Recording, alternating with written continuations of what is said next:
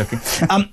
John Swinney is the new First Minister. He replaced the hugely unsuccessful Humza Useless, who replaced the very manly Nicola Sturgeon. Let's not go there. But John Swinney has sort of kept his head down. But today's come out and backed the right of trans people who self-identify as women to use female toilets and changing rooms. And I want to put to you what I just put to the audience. And I'd love your response, people, please. 0344 499 1000. I get lambasted and have done in the past by people that we both know who say, this is about women's rights, it's about equality, it's about women's rights.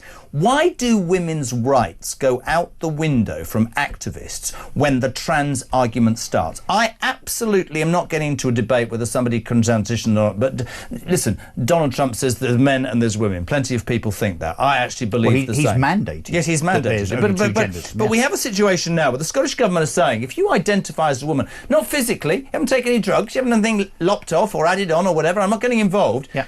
That's all right for you to go and use a female toilet. So I want to turn it round. What about females in Scotland who are not comfortable about women's rights being impinged in this way? It does not seem that Silly Swinney has learnt the lessons of Nicola Sturgeon. No. His predecessor's predecessor, who effectively lost power and ended up in a whole world of hurt in terms of then the SNP being looked into. I'll go no further because I don't think there's been a conclusion necessarily to all of these shenanigans. I wonder where the shenanigans of the SNP. mobile home is parked. Yes. Say no more. Now, of course, famously, Nicola Sturgeon pursued exactly this policy, but with regard to not just bathrooms but prisons.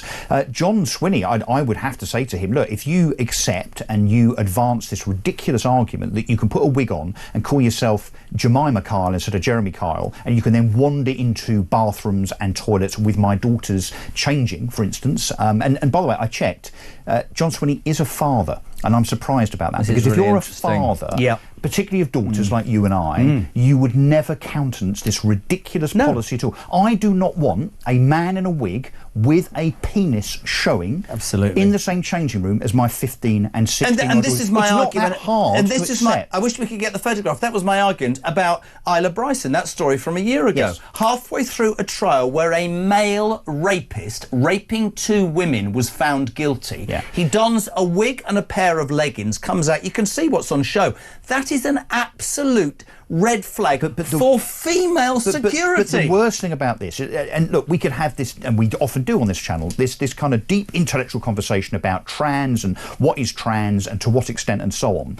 This is not someone that's post-op. This is not somebody that's gone through the process. I mean, you can, I think, for a £5 get a self-identification certificate and decide literally on a Wednesday after a Tuesday that you're female. So the sinister thing here is that it will be abused exactly like it was abused by Isla Bryson and many, many others. There are lots and lots of currently, men rapists, men that have raped women that are, that now identify as women because they want to go into women's prisons to get an easier time. I completely agree. Matthew from Cheltenham says, just so we're clear, you, me, Russell and the 14 people listening, if I walk into a woman's changing room in a suit, I will be arrested. But if I walk into the same changing room in a dress, slap on some makeup and wear a wig, it's good. The world's gone stark raving bonkers. John Swinney is nuts. I agree with Matthew and Cheltenham. Swinney, this will be his downfall, like it was, because it's this box-ticking rubbish, and then he said the wrong word, which ignores the reality and the truth of what people want. And the fact of the matter is, you can still, despite the fact there's been a referendum in Scotland, which failed in terms of its quest for independence,